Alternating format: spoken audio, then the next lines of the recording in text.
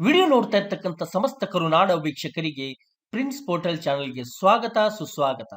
ನಾನು ನಿಮ್ಮ ಆತ್ಮೀಯ ಅಶೋಕ್ ಕುಮಾರ್. ವೀಕ್ಷಕರೇ, ಇವತ್ತಿನ ವಿಡಿಯೋದಲ್ಲಿ ನಾನು ಒಂದು ಅತಿ ದೊಡ್ಡ ಬ್ರೇಕಿಂಗ್ ನ್ಯೂಸ್ ಒಂದಿಗೆ ಹಾಜರಾಗ್ತಾ ಇದ್ದೇನೆ. ಇಲ್ಲಿ 7ನೇ ವೇತನ ಆಯೋಗದಲ್ಲಿ ನಮ್ಮ ಕರ್ನಾಟಕದಲ್ಲಿ ಅತಿ ಶೀಘ್ರದಲ್ಲೇ ಅನುಷ್ಠಾನಕ್ಕೆ ಬರ್ತಾ ಇರುವಂತಹ 7th ಪೇ ಕಮಿಷನ್ ಕುರಿತಾಗಿ ನಮ್ಮ ರಾಜ್ಯದ ನೌಕರರಿಗೆ ಬಂಪರ್ ನ್ಯೂಸ್ ಇದೆ. ಕರ್ನಾಟಕ ಸರ್ಕಾರದಿಂದ ಅನುಷ್ಠಾನಕ್ಕೆ ಬರ್ತಾ ಇರುವಂತಹ 7ನೇ ವೇತನ ಆಯೋಗದಲ್ಲಿ ಈ ಫಿಟ್ಮೆಂಟ್ ಫ್ಯಾಕ್ಟರ್ ಸಿಗೋದು ಪಕ್ಕಾ ವೀಕ್ಷಕರೇ. 7ನೇ ವೇತನ ಆಯೋಗದಲ್ಲಿ ಈ ಫಿಟ್ಮೆಂಟ್ ಫ್ಯಾಕ್ಟರ್ ಒಂದಿಗೆ ನಿಮ್ಮ ಸಂಬಳ ಎಷ್ಟಾಗಲಿದೆ, ಅದರ ಕುರಿತಾಗಿ ಸವಿಸ್ತಾರವಾದ ವಿಶ್ಲೇಷಣೆಯ ಮಾಹಿತಿ ನಾನು ಇವತ್ತಿನ ವಿಡಿಯೋದಲ್ಲಿ ನಿಮ್ಮ ಮುಂದೆ ಪ್ರಸ್ತುತಪಡಿಸ್ತಾ ಇದ್ದೀನಿ. ಆತ್ಮೀಯರೇ, ಮಾಹಿತಿ ಸಂಪೂರ್ಣವಾಗಿ ನೀವು ನೋಡಲೇಬೇಕಾಗತ್ತೆ. ಸ್ಕಿಪ್ ಮಾಡಿ ನೋಡಿದ್ರೆ ನಿಮಗೆ ಅಪೂರ್ಣ ಆಗುವ ಸಾಧ್ಯತೆ ಇರುತ್ತೆ. ಪ್ರಿನ್ಸ್ ಪೋರ್ಟಲ್ ಚಾನಲ್ ಇದು ನಿಮ್ಮ ಚಾನಲ್. ಮೊದಲನೇ ಬಾರಿಗೆ ಅಥವಾ ಸಬ್ಸ್ಕ್ರೈಬ್ ಮಾಡದೇ ಇದ್ದರೆ ಸಬ್ಸ್ಕ್ರೈಬ್ ಮಾಡ್ಕೊಳ್ಳಿ ಮತ್ತು ಬೆಲ್ ಬಟನ್ ಕೂಡ ಆಲ್ ಅಂತ ಸೆಲೆಕ್ಟ್ ಮಾಡ್ಕೊಳ್ಳಿ. ಇಷ್ಟು ಮಾಡಿದ್ರೆ ಪ್ರಿನ್ಸ್ ಪೋರ್ಟಲ್ ಚಾನಲ್ ವತಿಯಿಂದ ಬರುವಂತಹ ಪ್ರತಿಯೊಂದು ಹೊಸ ಮಾಹಿತಿಗಳು, ಅಪ್ಡೇಟ್ಗಳು ನಿಮ್ಮ ಮೊಬೈಲ್ ಸ್ಕ್ರೀನ್ ಮೇಲೆ ರಿಫ್ಲೆಕ್ಟ್ ಆಗುತ್ತೆ. ಅದನ್ನು ಕ್ಲಿಕ್ ಮಾಡಿ ವೀಕ್ಷಣೆ ಮಾಡಬಹುದು ಮತ್ತು ಒಳ್ಳೆ ಮಾಹಿತಿ ಕೂಡ ನೀವು ತಿಳ್ಕೋಬಹುದು.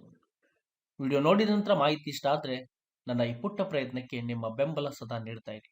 ಪ್ರಶ್ನೆಗಳಿದ್ರೆ ಕಮೆಂಟ್ ಬಾಕ್ಸ್ ನಲ್ಲಿ ಬರೀರಿ. ದಯವಿಟ್ಟು ಯಾರು ಸ್ಲ್ಯಾಂಗ್ ಅಥವಾ ನೆಗೆಟಿವ್ ಕಮೆಂಟ್ ಹಾಕಿ ಒಳ್ಳೆಯ ಡೆಕೋರಮ್ ಅನ್ನು ಹಾಳು ಮಾಡಬಾರದು.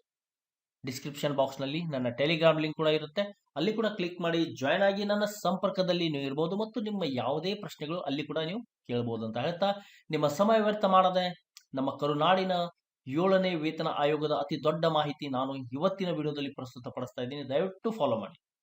ಮತ್ತೊಮ್ಮೆ ಎಲ್ಲರಿಗೂ ಸ್ವಾಗತ ಸುಸ್ವಾಗತ. ನಮ್ಮ ಕರ್ನಾಟಕದಲ್ಲಿ ಅತಿ ಶೀಘ್ರದಲ್ಲೇ ಅನುಷ್ಠಾನಕ್ಕೆ ಬರ್ತಾ ಇರುವಂತಹ 7th ಪೇ ಕಮಿಷನ್ 2024 ಹೊಸ ವರ್ಷದ ಸಾಲಿನಲ್ಲಿ ಅತಿ ಶೀಘ್ರದಲ್ಲೇ ಪದಾರ್ಪಣೆ ಮಾಡಲಿರುವ 7ನೇ ವೇತನ ಆಯೋಗದ ಕುರಿತಾಗಿ ಇವತ್ತಿನ ವಿಡಿಯೋದಲ್ಲಿ ನಿಮಗೆ ಕಂಪ್ಲೀಟ್ ಸ್ಯಾಲರಿ ಇನ್ಫಾರ್ಮೇಶನ್ ಒಂದಿಗೆ ನಾನು ಈ ಟೇಬಲ್ ಮುಖಾಂತರ ನಾನು ನಿಮಗೆ ಪಿನ್ ಟು ಪಿನ್ ಮಾಹಿತಿ ನೀಡ್ತಾ ಇದ್ದೀನಿ ವೀಕ್ಷಕರೇ. ಆದ್ಮೇಲೆ 5ನೇ ವೇತನ ಆಯೋಗ ಮತ್ತು 6ನೇ ವೇತನ ಆಯೋಗದ ಒಂದು ಮೂಲ ವೇತನ ಕಂಪ್ಯಾರಿಸನ್ ನೊಂದಿಗೆ ನಿಮಗೆ ಸದ್ಯಕ್ಕೆ ಸಿಗ್ತಾ ಇರುವಂತಹ ತುಟ್ಟಿ ಭತ್ಯೆ ಮತ್ತು ಹೊಸ ಮೂಲ ವೇತನ ಮತ್ತು ಹೊಸ ವೇತನದ ಲೆಕ್ಕಾಚಾರದೊಂದಿಗೆ ಮಾಹಿತಿ ನೀಡ್ತಾ ಇದ್ದೇನೆ. ಇಲ್ಲಿ 5ನೇ ವೇತನ ಆಯೋಗದಲ್ಲಿ 37,200 ಮತ್ತು 38,100 ರೂಪಾಯಿ ಮೂಲ ವೇತನ, 6ನೇ ವೇತನ ಆಯೋಗದಲ್ಲಿ 67,550 ರೂಪಾಯಿಗೆ ಪರಿವರ್ತನೆ ಆಗಿರುವುದನ್ನು ನಿಮಗೆಲ್ಲರಿಗೂ ತಿಳಿದಿರುವಂತಹ ವಿಚಾರ.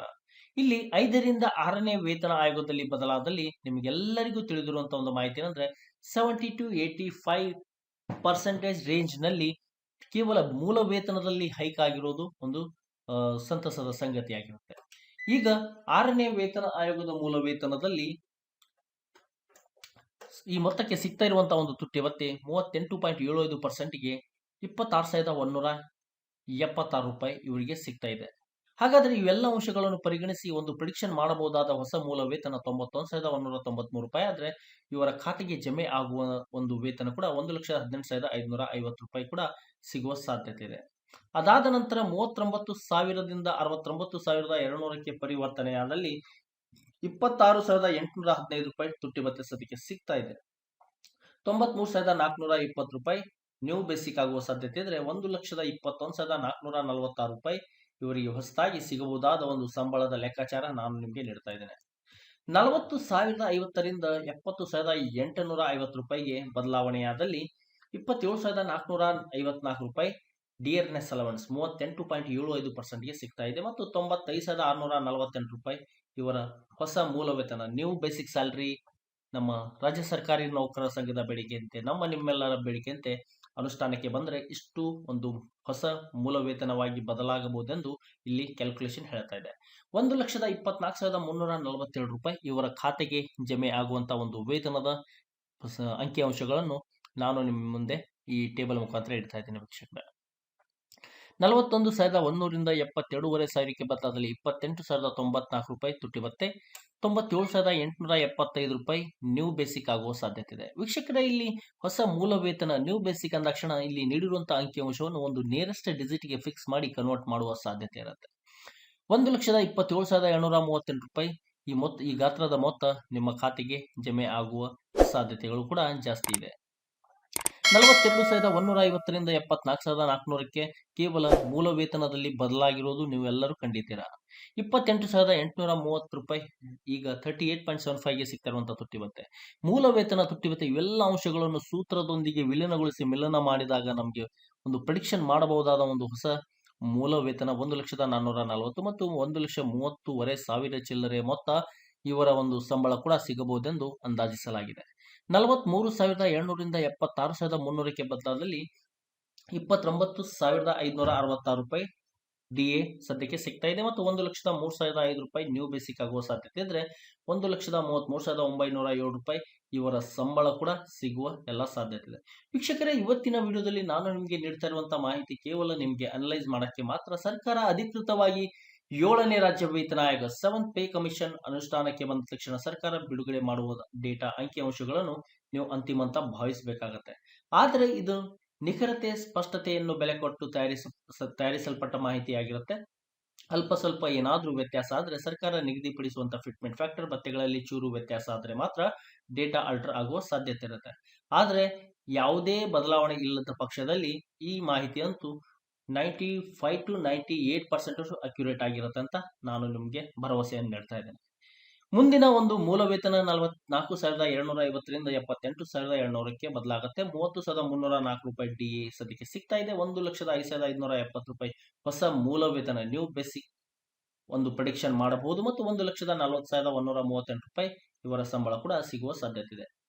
ವೀಕ್ಷಕರೇ, ನಾನು ನಿಮಗೆ ನೀಡ್ತಾ ಇರುವಂತಹ ಮಾಹಿತಿ ನಿಮಗೆ ಇಷ್ಟ ಆದ್ರೆ ದಯವಿಟ್ಟು ಲೈಕ್ ಕೊಡೋದನ್ನು ಮಾತ್ರ ಮರಿಬೇಡಿ ಅಂತ ಹೇಳ್ತಾ, 45,300ರಿಂದ 80,100ಕ್ಕೆ 5ರಿಂದ 6ನೇ ವೇತನ ಆಯೋಗದಲ್ಲಿ ಬದಲಾಗಿರುತ್ತೆ ನಮ್ಮ ರಾಜ್ಯ ಸರ್ಕಾರಿ ನೌಕರರಿಗೆ. ನಮ್ಮ ನೌಕರರಿಗೆ ಬದಲಾದ ಒಂದು ಪ್ಯಾಟರ್ನ್ ನಲ್ಲಿ ನಮಗೆ ನಮ್ಮ ಪಿಂಚಣಿದಾರರಿಗೆ ನಿವೃತ್ತರಿಗೂ ಕೂಡ ಇದೇ ಫಾರ್ಮ್ಯಾಟ್ ನಲ್ಲಿ ಬದಲಾವಣೆ ಆಗುವ ಸಾಧ್ಯತೆ ಇದೆ. ಈಗ ನಮ್ಮ ನೌಕರರ ಒಂದು ಮೂಲ ವೇತನ 80,100 ರೂಪಾಯಿ ಇದ್ದವರಿಗೆ 31,039 ರೂಪಾಯಿ ಹೊಸ ಡಿಎ 38.75% ಸಿಗ್ತಾ ಇರುವಂತಹ ಮೊತ್ತ. ಹಾಗಾದ್ರೆ ಇವರ ಒಂದು ಪ್ರೀ ಅಸಂಪ್ಷನ್ ಮಾಡಬಹುದಾದ ಒಂದು ಹೊಸ ಮೂಲ ವೇತನ 1,08,135 ಮತ್ತು ಸ್ಯಾಲರಿಯಾಗಿ 1,43,543 ರೂಪಾಯಿ ಸಿಗಬಹುದೆಂದು ಕ್ಯಾಲ್ಕುಲೇಷನ್ ಕ್ಲಿಯರ್ ಆಗಿ ಹೇಳ್ತಾ ಇದೆ ವೀಕ್ಷಕರೇ, ನಮ್ಮ ರಾಜ್ಯ ಸರ್ಕಾರಿ ನೌಕರರ ಸಂಘವು 7ನೇ ವೇತನ ಆಯೋಗಕ್ಕೆ ಬೆಟ್ಟದಷ್ಟು ಬೇಡಿಕೆ ನೀಡಿದೆ. ಅದರಲ್ಲಿ ಪ್ರಮುಖವಾಗಿ ನಮ್ಮ ವೇತನ ಹೆಚ್ಚಳ ಮತ್ತು ನಮಗೆ ಸಿಗುವಂತ ಸವಲತ್ತಿನ ಕುರಿತಾಗಿ. ಮುಖ್ಯವಾಗಿ ನೋಡೋದಾದ್ರೆ ನಮ್ಮ ಪಕ್ಕ ರಾಜ್ಯದ ಕೇರಳ, ತಮಿಳುನಾಡು ಮತ್ತು ಕೇಂದ್ರದ ಮಾದರಿಯಲ್ಲಿ ನಮಗೆ ವೇತನ ನಿಗದಿಪಡಿಸಬೇಕನ್ನೋದು ಒಂದು ವಿಚಾರ ಇರುತ್ತೆ. ಅದಾದ್ರೆ ನಮಗೆ ಅತಿ ದೊಡ್ಡ ಭಾಗ್ಯನೇ ಸಿಕ್ಕ ಹಾಗೆ ಆಗತ್ತೆ.